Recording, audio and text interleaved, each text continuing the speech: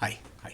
Okay, so last time we talked about the geometry of determinants, so the check-in naturally asks a couple questions about the geometry. So let's have a whack. Let's see, so I'm given two different sequences of vectors.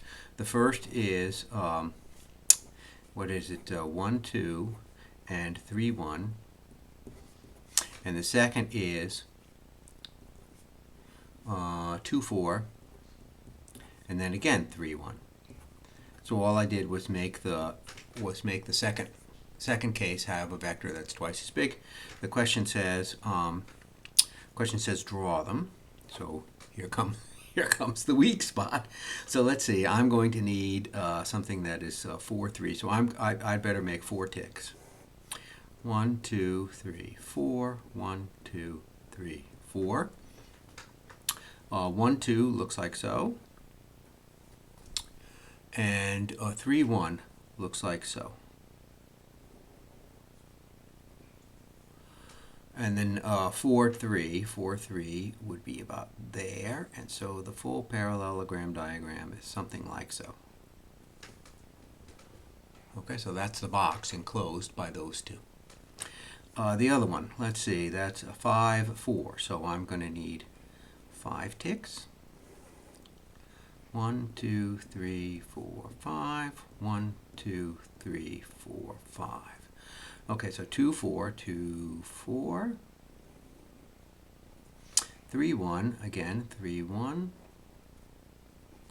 And 5, 5. 5, 5, about so. Okay, so we get the box. Okay, and when you see here 1, 2, 1, 2 is about there. So it does seem to me that you're looking at the box over here is twice the box over here. That's all. I mean, given the limits of my drawing, the box over here is twice the box over here. All right, so let's do the calculation of the determinants. Let's see, so the determinant of A here, turning A into the obvious matrix, is, I'm just going to do the formula for 2 by 2 determinants, that's all. So 1 times 1 minus 3 times 2, so that's 1 minus 6, so negative 5. And then over here, I've got the determinant of A hat, so I've got 2 times 1 minus 3 times 4, so that's 2 minus 12, so negative 10. And a person notices that the size is twice. A person also notices the minus sign. What's the deal with the minus sign? And so to go from 1, 2 over to 3, 1 is a clockwise arrow. Come on, look like an arrow. There we go. Is a clockwise arrow. And likewise, to go from 2, 4 over to 3, 1 is a clockwise arrow. So that explains the negative sign. Is that these boxes are oriented the opposite of counterclockwise. Okay, very good. All right, so the material that we're doing today is optional material. It's about a way to calculate the determinant that's different than the ways that we've seen. We'll only use it once later on in the book, but if you often see it in practice, and so I'm mentioning it. So it's Laplace's formula for the determinant. The determinant is just a kind of just a factory for producing interesting and amusing formulas, and this is an example of such a thing. But we don't want to get bogged down in hundreds of different formulas. So I'm only covering this because there's a section later on in the book where a person might need it. Okay, so I'm reminding you here of the permutation expansion of the determinant of t.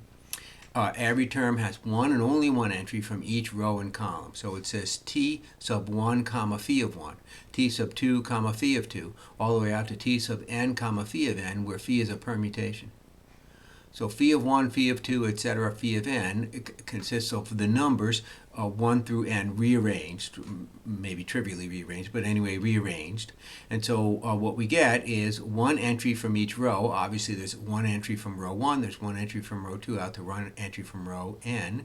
And then when you think of the phis as being the numbers 1 through n rearranged, then there'll be one entry from row phi of 1, one entry from row phi of 2, etc. Okay, and here's the determinant of the permutation matrix. So I always find it easier to do this with concrete examples rather than the abstract formula. I go from concrete to abstract. That's just the way I work. So here's the 3 by 3 case. I did it with the subscripts rather than ABC because I think the subscripts help a person remember that this is row 1, that's row 2 kind of stuff. So here we go. There happen to be 6 permutations of the 3 numbers.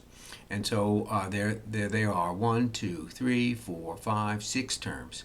And just to pick on one in particular, I'll pick on the one here that leads the second row. And you see that it has 1 lowercase t from row 1, 1 lowercase t from row 2, 1 lowercase t from row 3. There is 1 lowercase t from column 2, there is 1 lowercase t from column 3, and there's 1 lowercase t from column 1. So just what it says, one and only one entry from each row and column, and it has to do with the permutations.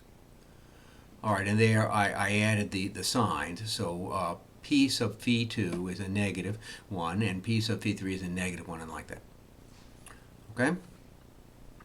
I want to focus on, pick out a row or a column, and I'm going to pick out the first row, just to pick out some row. So I picked out the first row, and I'm going to focus on that row. So I went through and picked out the T11 terms. There they are, these two, and I wrote that on the first line. Then I picked out the T12 terms. There they are, and I wrote that on the second line, and the T13 terms, and wrote that on the third line. Okay, so a kind of a natural way that a person would fool around with this formula. And you look what's in square brackets there on the first line. It's got 2 things minus 2 things, and it looks an awful lot like a determinant. In fact, it's the determinant of this matrix. 2, 2, 2, 2, 3, 3 minus 2, 3, 3, 2, flipping back, 2, 2, 3, 3 minus 2, 3, 3, 2. So that's a determinant. And a person, I wonder if you can get 3 by 3s by somehow combining 2 by 2s. And so you start looking at the other 2 inside of square brackets, and you recognize them as also determinants of some kind of matrix. Oh, okay, so what's the explanation? Where do those smaller matrices come from? And the explanation is pretty straightforward when you think about the permutation. When I focus, for example, on the terms that have a T11 in them, I've fixed that the term from the first row is T11, the term from the first column is T11. I've crossed off, in some sense, the first row and first column. I can't use those for the other lowercase t's.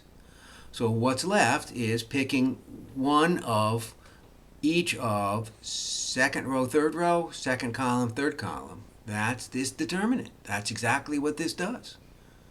You look in there, the permutation expansion of this determinant is you pick one entry from each row and column. There are two determinants of this matrix, and so we get what we got. Likewise, if you cross off, if you use T1, 2, then you've used row 1 and column 2. So what remains are row 2, row 3, column 1, column 3, and similarly here. So the matrices down here illustrate. When I looked at the terms that involve T11, I basically, in terms of what else do I have there, crossed off row 1 and column 1 from further. You can't use them anymore. They're taken. So what's left is this, and of course a person spots it right there. When I looked at the terms that involve T sub 1, 2, well, I've used row 1, I've used column 2, so cross those off, you can no longer use them, and you spot there, that's that. And obviously, when I looked at the terms that involved T row 1, column 3, then in terms of the permutation, I crossed off row 1, you can't use that anymore. Permutation only uses each row once. I crossed off column 3, you can't use those anymore. The permutation expansion only uses column 3 once in each term. So what's left is this, and there we go. Okay, so those smaller determinants, those appear simply because that's the way permutations work. So that accounts for the appearance of the determinants of smaller size matrices. What you might not have noticed, I kind of went by it without mentioning it, but here, if I look at this equation, those three things in square brackets are all determinants of a kind, and there's a minus sign there, and a person might scratch their head about what's with the negative sign there, what's happening there. So I got to explain that. Okay, so here's a restatement of that equation where I wrote down the permutation matrix,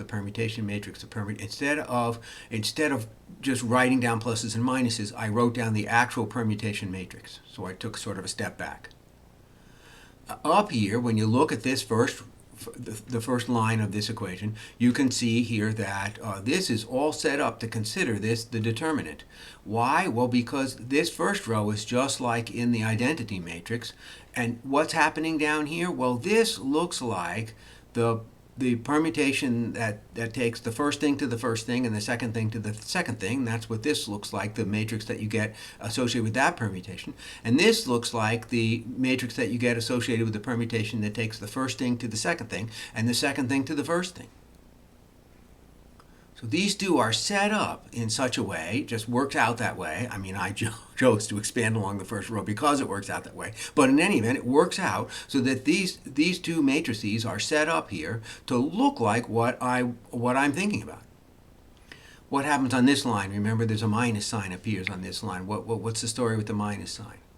Well, if you want to make this and this guy be set up to look like those folks, what do you have to do here? Well, you have to do a swap to get the first and second rows to look like this. Swap changes the sign. What about here? Well, you got to do a swap of the first and third rows to get the matrix to look like this, and that swap changes the sign. These on this line, we have two different sign changes. I brought it out in front and put it as a minus here. So it's all starting to make some kind of sense. What about down here? Why is this a plus sign? I mean, it clearly needs to be swapped around. Let's see. So you swap the first and second rows, but then you're not done. It doesn't look like this. It looks like this. But anyway, it doesn't look like this. So if you swap the first and second rows, it doesn't look like this. You got to do another swap. If you swap the first and second rows and then you swap the second and third rows, it will now look like this. Two swaps, positive sign. So same thing here. Two swaps to make it look like this. Positive sign explains the positive sign. Okay.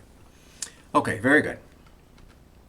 So I'm not going to go through the proofs here as we often do. We'll skip that and just focus really on the formulas. So I need some terminology here. Up when I drew these three pictures, I crossed off a row and column. So I need a word for that. If you look at an n by n matrix T, then the n minus 1 by n minus 1 matrix formed by deleting row I and column j is called the ij minor of T. And then what's the story with the signs, with the Sig and S? The ij cofactor, T sub ij of T, is minus 1 to the I plus j times the determinant of the ij minor. So the determinants are in there, the signs are in there, and the crossing out a row and column is in there. So for example, here's a matrix just filled with some kind of numbers. Nothing special about this matrix. The 2, 3 minor is cross off the second row and third column, and what's left is a 3, a 1, a 7, and a 0. There they are. The associated cofactor is, you got to take the determinant of 3, 0, 7, 1. Of course, the 2 by 2 matrix formula gives you a minus 7. And then you have to multiply that by minus 1 raised to the 2 plus 3 power. 2 plus 3 because here 2 and 3. So minus 1 to the fifth, when all the calculating is done, everything falls down and you get a positive 7 for an answer. Okay, so that's the cofactor, is positive 7. So cofactor is a number, minor is a matrix. And then Laplace's formula is that what we saw earlier is exactly right. Is that what we saw earlier here, T11 times the appropriate determinant here, the appropriate cofactor, T12 times the appropriate cofactor, T13 times the appropriate cofactor is exactly right. So, whoops, I'm sorry, one more. So if you pick a row or a column and you expand in that way along the row or column, entry times the associated cofactor. entry times the associated cofactor all the way out to entry times the associated cofactor. Now this one is a row. This is the ith row. This is the ith column. Entry times the associated cofactor, entry times the associated cofactor, all the way down to entry times the associated cofactor. Then you get the determinant of t. So that's the observation that we got by fooling around with those numbers, with the 3 by 3 case. And the proof is an exercise. We're not interested in the proof here. We're interested in doing some examples. So this is an example of the determinant of the matrix, the cockamamie matrix that we looked at earlier. So I was expanding along the second row. I found that the 2, 3 cofactor was 7. Do you remember that from a prior slide a couple slides ago? So the 2, 3 cofactor is 7, and here I found the other cofactors on the second row. The 2, 1 cofactor is 3. The 2, 2 cofactor is minus 23. So associated with the 5 is a 3, associated with the 4 is a minus 23, and associated with the minus 1 is a 7. So here we go. 5 times the associated cofactor, 4 times the associated cofactor, minus 1 times the associated cofactor, and my calculator says that that's minus 84. Okay. So really bundled in with all those same ideas associated with that idea, the matrix adjoint to the square matrix T is you write down here the cofactor, T sub 1, 1, T sub 2, 1, T sub 3, 1, etc., etc., etc. That's called the adjoint. And I got to warn you, it's so easy to get wrong that the entry in row I and column J is not T sub ij. Instead, the entry in row I and column J is T sub ji. Did you notice that this doesn't say T sub 2, 1? This says T sub 1, 2. So it's flipped from what you might think. Don't be fooled. What's the point of that? So first I'll give you an example here. So again, you see this is the same cockamamie matrix that I had earlier. So again, you see that this does not say S sub 1, 2. This says S sub 2, 1.